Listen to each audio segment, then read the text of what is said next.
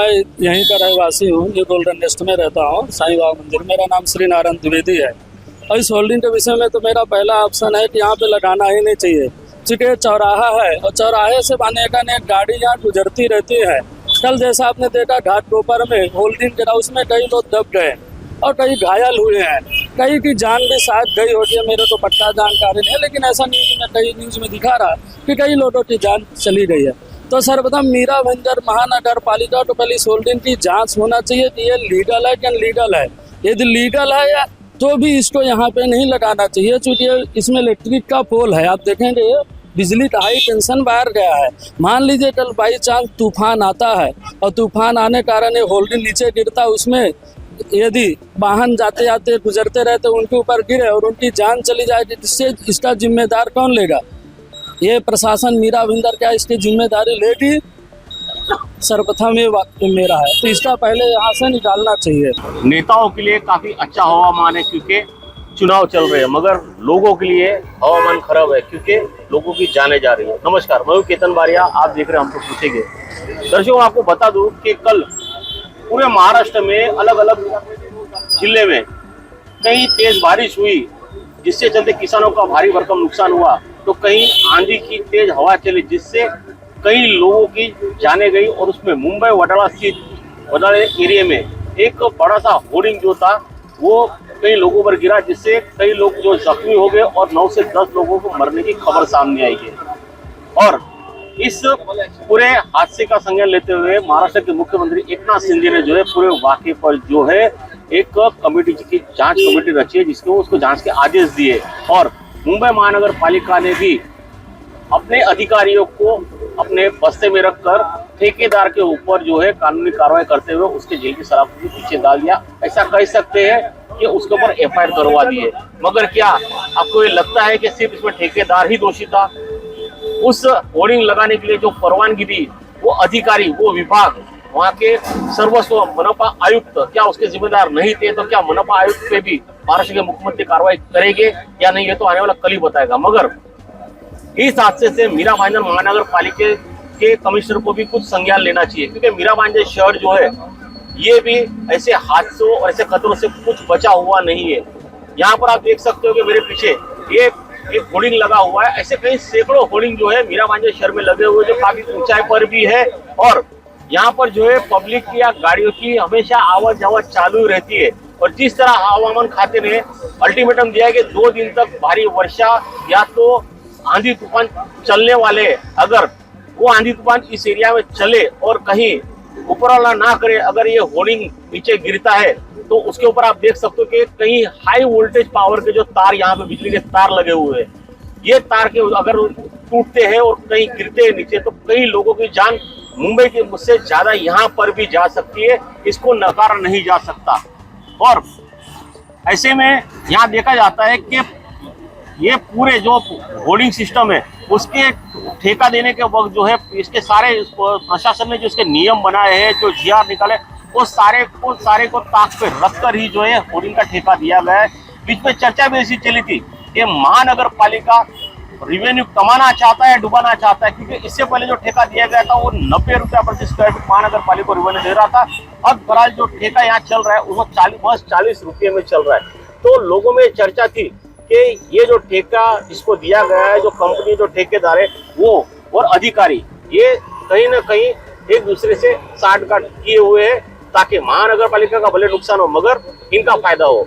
मगर आपको ये बता दे कि इन ठेकेदार और महानगर पालिका के भ्रष्ट अधिकारियों के पैसे कमाने की लालच में और भ्रष्टाचार की नाच में लोगों की जान जो है यहाँ पर दांव पे लग चुकी है। आपको ये बता दे कि ये जो होर्डिंग लगते हैं उनकी भी एक संगठन है, उस संगठन के जो अध्यक्ष है दीपक पाठक, हम उनसे ही जानने की कोशिश करते हैं कि क्या उनके जो संगठन के सदस्य है जो इस तरह होर्डिंग लगाकर लोगों की जान से खिलवाड़ करते, क्या ये नियम के तहत लगाए गए हैं और नियम के तहत नहीं लगाए तो इनको परवानगी किस तरह से मिलती है और इसमें प्रशासन को क्या संज्ञान लेना चाहिए? काफी नियम एंड शर्तें होती हैं इसके लिए। बड़ी दुखद घटना है, इसके लिए हम लोग दुख व्यक्त करते हैं। हुआ क्या है कि जो भी अपना स्ट्रक्चर ऑडिट होता है उसके अंदर एक लिमिट रहती है कि एयर इतनी स्पीड से आना चाहिए, तो वही उतना ही वो झेल सकता है। कल जो हुआ है उसका एयर स्पीड बहुत ज़्यादा था, उसका एनालिसिस चल रहा है अभी। इतना ज़्यादा प्रेशर झेल नहीं पाता है, और ये जो स्ट्रक्चर उस एरिया में दिया गया था उसका साइज़ बहुत बड़ा था, इसके कारण वो दुर्घटना हुई है। नॉर्म्स तो बहुत होते हैं, नीचे भी काफ़ी एरिया खुला होना चाहिए, लेकिन ये बहुत पुराने स्ट्रक्चर टाइम के लगे हुए हैं, तो उस टाइम के नॉर्म को अभी सिस्टम गवर्नमेंट कैसे कहती है कि जो पहले हो गया वो हो गया, नए नॉर्म्स पे नए होर्डिंग लगेंगे। बट गवर्नमेंट को ध्यान देना चाहिए, जब भी कोई नए नॉर्म्स बनते हैं किसी न किसी घटना के कारण उसके अंदर करेक्शन होता है, उसके अंदर उनको सुधार करना चाहिए। पुराने वालों में सुधार किया जा सकता है, उनका साइज कम किया जा सकता है, या उनका स्ट्रक्चर के ऊपर और थोड़ा सा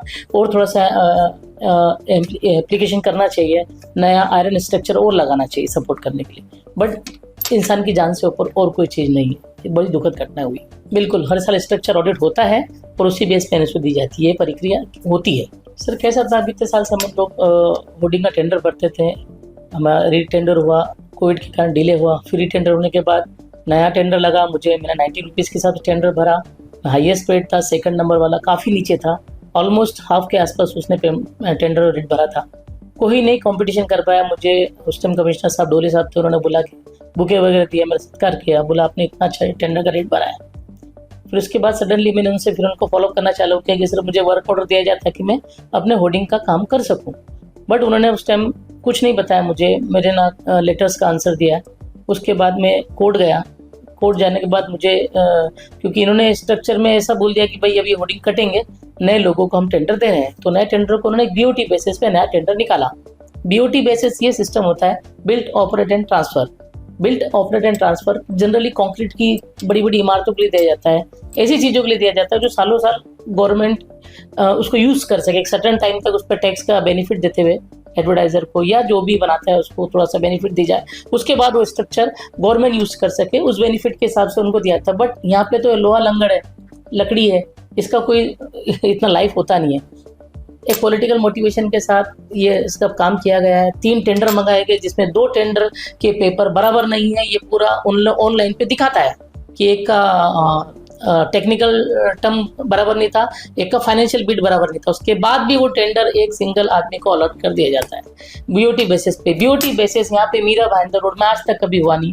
हम लोग कहाँ से एक्सपीरियंस सर्टिफिकेट लाते हो, तो हम लोग नहीं पार्टिसिपेट कर पाए, और वही टेंडर जो 90 रुपये मैंने भरा था उसके अंदर और एडिशनल होर्डिंग देते हुए और ज़्यादा बेनिफिट देते हुए केवल 43 रुपीज़ में दे दिया गया। उसके लिए मैं फाइट कर रहा हूँ, मैंने कोर्ट में स्टे होते हुए मेरे होर्डिंग पुराने जो होर्डिंग लगे तो काट दिए गए। अब मैं इसके लिए हाई कोर्ट के लिए मूव कर रहा हूँ। यही कार्यप्रणाली, यही सिस्टम पे इन लोगों ने मेरा जो टेंडर लगा था उसको कैंसिल करके लिखा है मुझे, उन्होंने लिख के दिया है कि आपका टेंडर इसलिए कैंसिल किया जा रहा है क्योंकि सुप्रीम कोर्ट के लॉ के हिसाब से जो सार्वजनिक जगह है, रास्ता है, अपना फुटपाथ है, उसके ऊपर होर्डिंग नहीं लगा जा सकता है ताकि कभी अपघात हो तो उससे बचा जा सके। बट उसी जगह पे जहाँ पे मेरे होर्डिंग कट किए गए हैं, उसी जगह पे हाइपर टेंशन वायर के नीचे बड़े बड़े होर्डिंग का परमिशन दे दिया गया है, क्योंकि पूरा पॉलिटिकली मोटिवेटेड है, उनको कोई रूल्स रेगुलेशन नहीं लगता है। मैंने कितना लेटर दिया उनको, उसका कोई आंसर इनका नहीं है। उनको लोग ये रिप्लाई करते हैं कि सब नॉर्म्स के हिसाब से। कैसे नॉर्म्स के हिसाब से साहब? हाई टेंशन वायर के नीचे से बड़े बड़े होर्डिंग कैसे नॉर्म्स के हिसाब से? कल को अगर होर्डिंग हाई टेंशन वायर पे गिरता है तो पूरा वायर गिरेगा, कितने लोग, कितना बड़ा एक्सीडेंट हो सकता है ये, लेकिन सुनवाई नहीं है साहब। इसलिए मैं हाई कोर्ट में इसकी पिटीशन डाल रहा हूँ, रिट पिटीशन डाल रहा हूँ। तो आपने देखा कि संगठन के अध्यक्ष दीपक पाठक ने जो इस बारे में जानकारी दी वो वाकई कहीं ना कहीं सोचने वाली बात है। अब ऐसे में हम प्रयत्न करेंगे कि इस होर्डिंग विभाग के जो अधिकारी है संजय दोंदे, उनसे संपर्क करने की कोशिश करेंगे कि ये जो होर्डिंग्स वगैरह दिए है वो क्या नियमों बैठा कर ही दिए है, और नियमों का अगर उल्लंघन हुआ है तो आज तक इन ठेकेदारों पे कार्रवाई क्यों नहीं हुई है। ऐसे में इस शहर में जब तक ऐसे होर्डिंग जो नियम बाह्य या कायदे के विपरीत लगे हुए, जब तक ये हटेंगे नहीं तब तक मीरामाइंड शहर के लोगों या नागरिकों पर मौत का साया मंडराता ही रहेगा, इसमें कोई शक नहीं है। कैमरामैन अभिराज नायर के साथ केतन बारिया, भाईंदर।